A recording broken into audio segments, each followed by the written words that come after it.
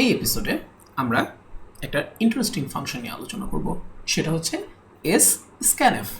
এটা basically string category function. এটা কী করে? এটা হচ্ছে একটা স্ট্রিং থেকে বিভিন্ন ধরনের ডেটা পার্স করে মানে এক্সট্র্যাক্ট করতে হেল্প করে। যেমন মনে করেন আমাদের ধরেন একটা পার্সনের নেম আছে, যে name equal to Abul Hossain. Okay, এখন ধরেন সাথে আমাদের মোবাইল নাম্বার আছে 01 ধরেন 234556789 ঠিক আছে। ধরেন কত অক্ষর, 1 2 এখানে হচ্ছে 10টা, আর তার সাথে মনে করেন আবার 11টা। অলরাইট, এবার আমরা এখান থেকে মোবাইল নাম্বারটা এক্সট্র্যাক্ট করতে চাই, ফার্স্ট নেম এক্সট্র্যাক্ট করতে চাই, লাস্ট নেম এক্সট্র্যাক্ট করতে চাই। তাহলে যেটা হবে সেটা হচ্ছে আমরা ইউজ করতে পারি কীভাবে, scanf এর ভিতরে আমরা নেমটা দিয়ে দিলাম। এবার আমরা কোন ফরম্যাটে এক্সট্র্যাক্ট করব সেটা বলে দিব। %s একটা ফরম্যাট দিলে সেটা স্পেস, হোয়াইট স্পেস না আসা পর্যন্ত চলতে থাকে। সো তারপর আবার %s অর্থাৎ ফার্স্ট নেম, লাস্ট নেম, এবং এরপরে কি মনে করেন 11d, তাই না? কারণ ওখানে 0 1 2 3 4 5 6 7 8 9 11টা অক্ষর, তাই না? সো আমরা এই জন্য 11 ডিজিট বলে দিলাম। এবার আমরা যদি প্রিন্টার করি পার্স, তাহলে দেখেন কিভাবে আসে, আবুল হোসেন। আচ্ছা, এটা পার্সেন্ট দিনই এই জন্য আসে নাই পার্সেন্ট, ব্যাস, জিরোটা নাই। এটাকে ডিজিট হিসেবে মানে ও ডিজিট হিসেবে ট্রিট করে বের করে এনেছে। সো জিরোটা এখানে রাখা আর না রাখা একই কথা, তাই না? ডেসিমাল নাম্বার হিসেবে। সো আমরা যদি এটাকে জিরো ডিজিটটা সহ চাই, স্ট্রিং হিসেবে চাই, তাহলে আমরা এভাবে দিতে পারি। এই যে তখন দেখেন আপনার 11 ঘরের স্ট্রিং। এখানে যদি 12টা ঘর থাকতো তাহলে কিন্তু ওইটা আসতো না, এই যে নাই, রাইট? ঠিক 11 ঘর নিয়ে নিয়েছি। তো এখন দেখেন কত সহজে আমরা তার ফার্স্ট নেম, লাস্ট নেম এবং তার মোবাইল নাম্বারটা বের করে আনতে পারলাম। পাশাপাশি আমরা এভাবে না এনে আমরা যদি এভাবে আনতে চাই, মনে করেন ধরেন scanf, এখানে আমরা নেম দিলাম, তারপর মনে করেন ফরম্যাট দিলাম, ধরেন এখানে ফরম্যাটটা আমি দিই। এরপরে কি দেব?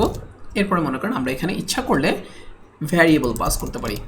তাহলে হবে কি, এই প্রথম অক্ষরটা যে প্রথমটা যাবে হচ্ছে এটা, প্রথমে যেটা এক্সট্রাক্ট হবে সেটা যাবে এখানে, এরপরে মনে করেন যেটা ফরম্যাট এক্সট্রাক্ট হবে সেটা যাবে এখানে, এরপরে আমরা যেটা যাবে মোবাইল নাম্বার, মোবাইল ধরেন এটা যাবে এখানে।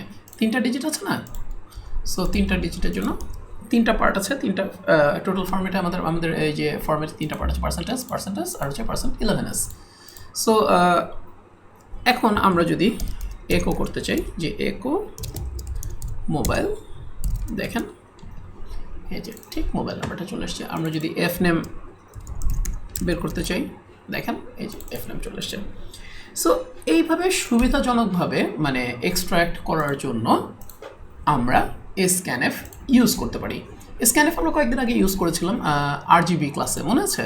ওই যে হেক্সাডেসিমাল কোড থেকে কি বলা যায়, কি এক্সট্রাক্ট করেছিলাম আমরা? আরজিবি ভ্যালু এক্সট্রাক্ট করেছিলাম। যেমন কালারের হেক্সাডেসিমাল হেক্স কালার, এটার কোড হতে পারে হচ্ছে ধরেন আরজিবি, তাই না? FF ধরেন 2F44, এটা একটা কালার কোড, রাইট? মাঝে মাঝে এখানে হ্যাশ থাকতেও পারে, নাও পারে। সো আমরা তখন কালার যদি এক্সট্রাক্ট করতে চেয়েছিলাম তখন কিভাবে আমরা করেছিলাম, scanf হেক্স কালার। কিন্তু এটা দেখেন এটা কিন্তু হেক্সাডেসিমাল, তাই না? সো আমরা আমাদের ফরম্যাটে যেটা করতে পারি, %2x এখন সামনে একটা হ্যাশ আছে না, সেই জন্য আমরা হ্যাশটা রেখে দিলাম। এবার আমরা এখানে বলে দিতে পারি যে রেড, গ্রিন, ব্লু। সো এখন যদি আমরা এখানে দিই যে একো রেড, FF মানে কত, 255 না? সো আমরা যদি রান করি, দেখেন এই যে 255। ওকে, সো আমরা কিন্তু এখন এখানে দেখতে পাচ্ছি যে ঠিক 255। আমরা যদি এখানে গ্রিন দিতে চাই, যে গ্রিন, তাহলে কারণ এখানে তখন এই FFটাকে সে হেক্স, এই যে %x দিয়েছি, সো সে ওটাকে ধরে নিয়েছে, মানে এটাকে সে হেক্সাডেসিমাল ডিজিট হিসেবে ট্রিট করে আমাদেরকে ডেসিমাল ভ্যালুটা রিটার্ন করেছে। ওকে, এই যে এখানে আমাদের ভ্যালু পেয়ে গেছি। আর যদি আমরা রেড, গ্রিন, ব্লু দিই, তাহলে 44 কত পাবো আমরা দেখি, আমরা 68।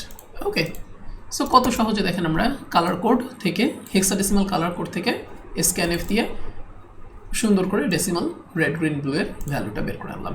এই হচ্ছে বেসিক্যালি স্ক্যানএফের ইউজ। মনে করেন এখানে যদি আপনি মোবাইল নাম্বার থাকতো, ইমেল অ্যাড্রেস থাকতো, ধরেন abc@defg.com, হ্যাঁ, তখন আপনি কী করতেন, এখানে ধরেন ফর এক্সাম্পল এখানে আপনি নিয়ে নিলেন যে পার্সেন্ট এস, এরপরে মনে করেন ইমেইল। দেখেন এটা কেন হলো বলেন তো, কারণ এখানে যে 2 ডিজিট এক্সট্রা আছে একটা, হ্যাঁ। সো আমাদের ডাটা যদি কারেক্টলি থাকে দেন আমরা এই যে এখানে পেয়ে যাবো abc@defg.com।